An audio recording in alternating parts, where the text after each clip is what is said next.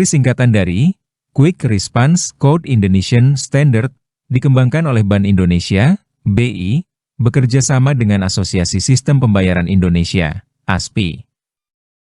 Meskipun teknologi dasar QR Code diciptakan oleh Masahiro Hara dari Jepang, KRIS adalah standar nasional yang diinisiasi dan diluncurkan oleh Bank Indonesia pada 17 Agustus 2019, dan mulai berlaku secara nasional pada 1 Januari 2020, untuk menyeragamkan berbagai metode pembayaran digital di Indonesia.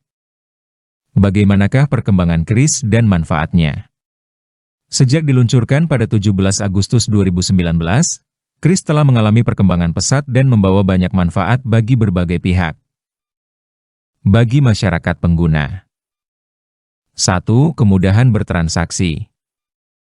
Cukup satu QR Code untuk semua aplikasi pembayaran, tidak perlu pusing membedakan antar penyedia jasa pembayaran, PJP. 2. Keamanan terjamin. Transaksi tercatat secara digital, mengurangi risiko peredaran uang palsu dan meminimalisir kesalahan manual. 3. Efisiensi waktu. Proses pembayaran lebih cepat dan praktis. 4. Akses ke pembayaran digital. Memudahkan masyarakat yang sebelumnya tidak memiliki akses ke kartu debit atau kredit untuk bertransaksi secara digital. Sementara itu, bagi pedagang. 1. Satu QR Code untuk semua. Tidak perlu menyediakan banyak QR Code dari berbagai PJP, cukup satu KRIS. 2. Penerimaan pembayaran lebih luas.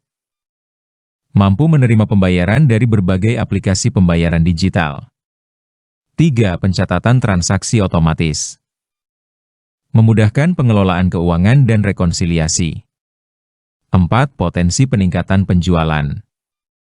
Menarik lebih banyak pelanggan yang memilih pembayaran non-tunai. 5. Biaya lebih efisien. Biaya administrasi transaksi yang relatif rendah.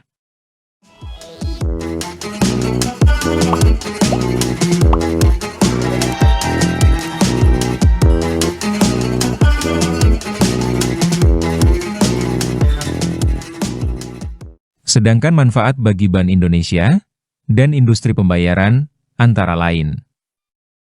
1. Standarisasi pembayaran. Menciptakan ekosistem pembayaran digital yang terintegrasi dan efisien. 2. Inovasi dan efisiensi. Mendorong inovasi dalam sistem pembayaran dan mengurangi biaya operasional. 3. Peningkatan inklusi keuangan. Memperluas jangkauan layanan pembayaran digital, terutama ke sektor UMKM. 4. Data dan pengawasan.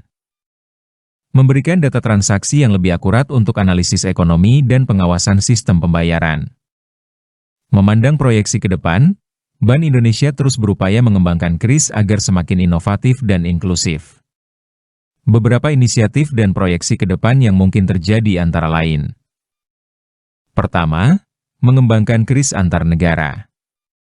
Memungkinkan transaksi lintas negara menggunakan KRIS, seperti yang sudah mulai diimplementasikan dengan beberapa negara di ASEAN. Kedua, pengembangan fitur. Penambahan fitur-fitur baru seperti pembayaran parkir, transportasi umum, atau donasi menggunakan KRIS. Ketiga, peningkatan keamanan dengan langkah terus memperkuat aspek keamanan untuk melindungi data dan transaksi pengguna.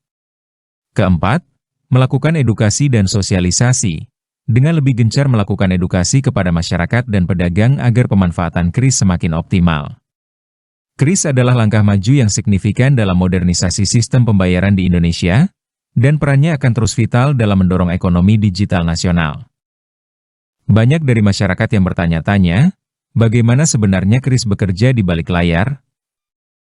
Prosesnya sebenarnya cukup sederhana, namun melibatkan beberapa pihak untuk memastikan transaksi berjalan lancar dan aman. Secara umum, ada dua jenis model KRIS yang digunakan. Pertama, KRIS Merchant Presented Mode, MPM, ini adalah model yang paling umum kita temui. Prosesnya 1. Pedagang, merchant, menampilkan QR Code statis atau dinamis di kasir atau etalase mereka. 2. Pembeli menggunakan aplikasi pembayaran, mobile banking, e-wallet, untuk memindai QR Code tersebut. 3. Pembeli memasukkan jumlah pembayaran, Jika QR Code statis, dilanjutkan dengan PIN atau kata sandi, lalu mengonfirmasi transaksi. 3. Notifikasi sukses. Baik pembeli maupun pedagang akan menerima notifikasi bahwa pembayaran berhasil. Dana akan masuk ke rekening pedagang dalam waktu singkat.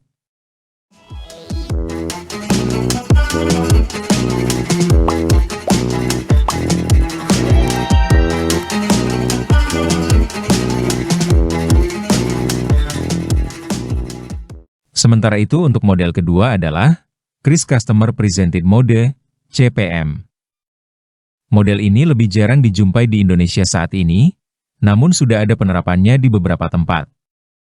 Langkahnya berikut ini. 1. Pembeli menampilkan QR Code, membuka aplikasi pembayaran mereka dan menampilkan QR Code unik mereka. 2. Pedagang memindai, scan, menggunakan perangkat pemindai, seperti yang digunakan di supermarket, untuk memindai QR Code dari ponsel pembeli. 3. Konfirmasi notifikasi, di mana transaksi dikonfirmasi dan notifikasi diterima oleh kedua belah pihak. Adapun pihak-pihak yang terlibat dalam ekosistem Kris yaitu 1. Bank Indonesia, BI, sebagai regulator dan pengawas utama sistem pembayaran di Indonesia, BI menetapkan kebijakan, standar, dan mengawasi implementasi Kris. 2. Penyedia jasa pembayaran, PJP. Ini adalah bank dan lembaga non-bank yang menyediakan layanan pembayaran berbasis Kris, seperti aplikasi mobile banking atau e-wallet, contoh, GoPay, OVO, Dana, Linkaja, BCA Mobile, Mandiri Livin. Mereka bertindak sebagai akuirer, pihak yang memproses transaksi dari merchant, dan issuer, pihak yang mengeluarkan alat pembayaran untuk konsumen. 3. Merchant, pedagang, yaitu individu atau badan usaha yang menerima pembayaran menggunakan Kris. Mereka mendaftar ke PJP untuk mendapatkan QR Code Kris. 4. Konsumen, pembeli, yaitu masyarakat yang menggunakan aplikasi pembayaran mereka untuk melakukan transaksi menggunakan Kris. Ketika pembayaran berhasil, dana tidak langsung masuk ke rekening pedagang secara real-time 100%. Ada proses settlement atau penyelesaian dana. Berikut ini. 1. Dana yang dibayarkan pembeli akan dikumpulkan oleh PJP penerima, akuirer. 2. PJP kemudian akan meneruskan dana tersebut ke rekening pedagang setelah dipotong biaya Merchant Discount Rate, MDR, sesuai ketentuan BI. Saat ini, untuk usaha mikro, MDR-nya 0%. 3. Proses settlement ini biasanya dilakukan secara periodik, misalnya setiap akhir hari kerja. Dengan mekanisme ini, Kris memastikan bahwa setiap transaksi tercatat, aman, dan dapat diaudit, mendukung transparansi dan efisiensi dalam sistem pembayaran nasional.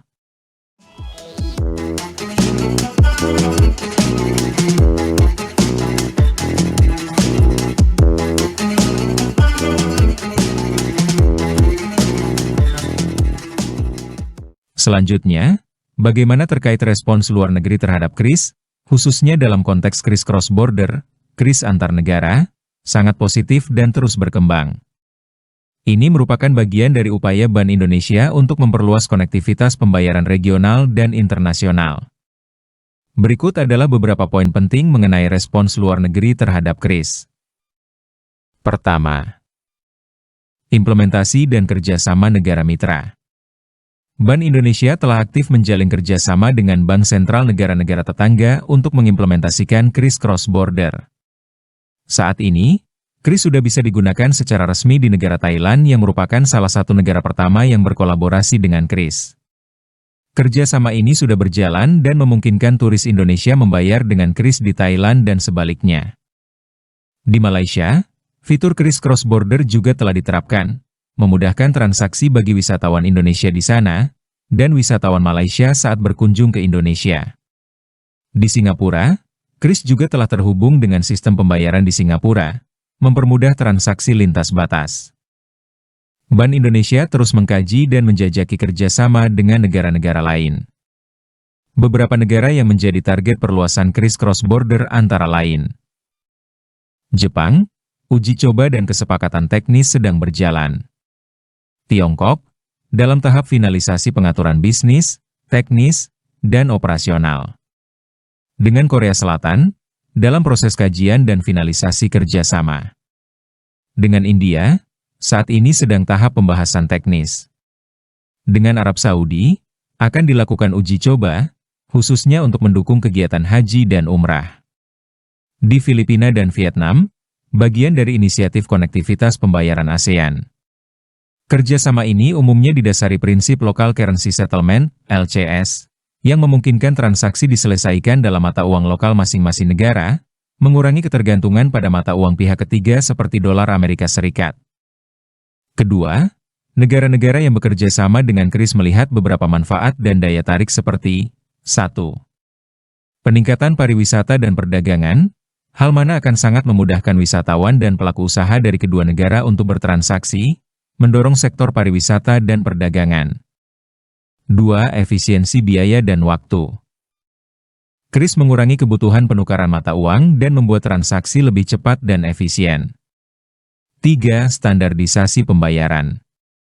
Menggunakan KRIS, mendorong standarisasi sistem pembayaran digital di kawasan, sejalan dengan visi ASEAN Economic Blueprint 2025. 4. Inklusi keuangan, artinya memperluas akses pembayaran digital, terutama bagi UMKM. 5. Penguatan ekonomi digital, yaitu mempercepat transformasi digital di sektor keuangan dan ekonomi secara keseluruhan.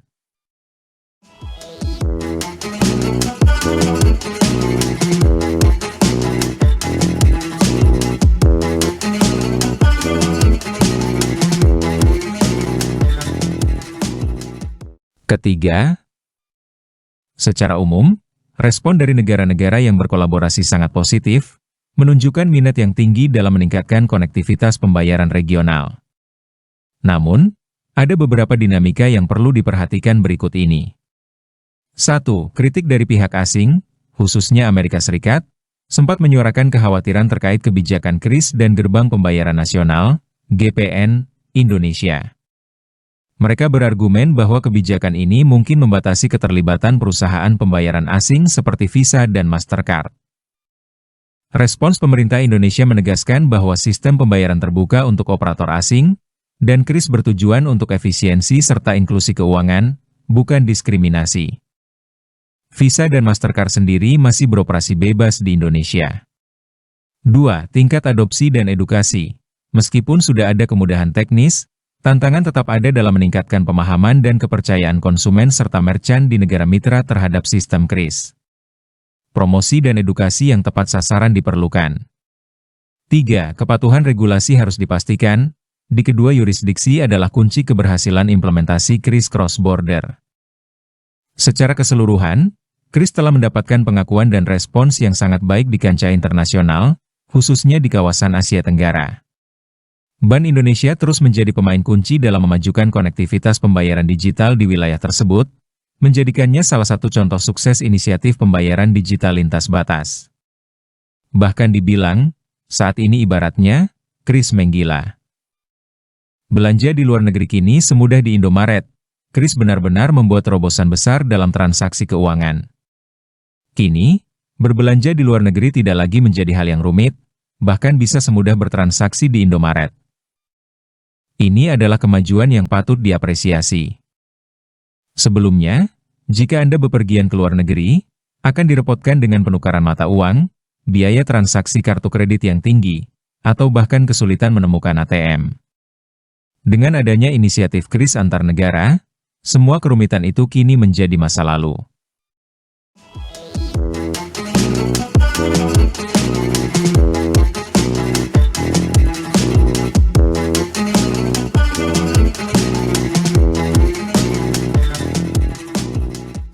Beberapa poin yang menjelaskan mengapa KRIS menggila untuk transaksi lintas batas. 1. Kemudahan dan kecepatan. Kita hanya perlu memindai kode QR dari merchant di negara tujuan, dan pembayaran akan langsung diproses dari rekening bank di Indonesia. Ini jauh lebih cepat dan praktis dibandingkan metode pembayaran tradisional. 2. Kurs kompetitif. Bank Indonesia bekerja sama dengan bank sentral negara-negara mitra untuk memastikan bahwa nilai tukar yang digunakan transparan dan kompetitif, tidak perlu khawatir dengan kurs yang merugikan. 3. Keamanan terjamin. Setiap transaksi kris dilengkapi dengan fitur keamanan yang tinggi, mirip dengan transaksi perbankan digital lainnya. Ini memberikan ketenangan pikiran saat berbelanja. 4. Makin banyak negara mitra. Saat ini, kris sudah dapat digunakan di beberapa negara seperti Thailand dan Malaysia, dan akan terus diperluas ke negara-negara lain. Ini membuka lebih banyak peluang bagi para pelancong dan pelaku bisnis. 5. Pengalaman belanja lokal. Sensasi berbelanja di luar negeri dengan kris mirip dengan pengalaman Anda berbelanja di Indomaret atau toko retail lokal lainnya di Indonesia. Cukup pindai dan bayar, tanpa perlu memikirkan denominasi mata uang asing atau kembalian. Dengan demikian, kris tidak hanya mentransformasi sistem pembayaran domestik, tetapi juga memposisikan Indonesia sebagai pemain kunci dalam inovasi keuangan digital di kancah global. Kehadiran kris telah membuktikan bahwa solusi pembayaran lokal dapat memiliki dampak global yang signifikan, menginspirasi model serupa, dan mempercepat inklusi keuangan di berbagai belahan dunia. Sebagai standar interoperabilitas pembayaran digital, kris membuka jalan bagi konektivitas ekonomi yang lebih luas, menegaskan perannya yang krusial dalam membentuk arsitektur keuangan dunia masa depan. Dari loka pasar domestik hingga aspirasi konektivitas lintas batas, kris telah melampaui perannya sebagai alat pembayaran, menjelma menjadi tonggak penting yang menunjukkan kemampuan Indonesia dalam memimpin evolusi lanskap keuangan digital global.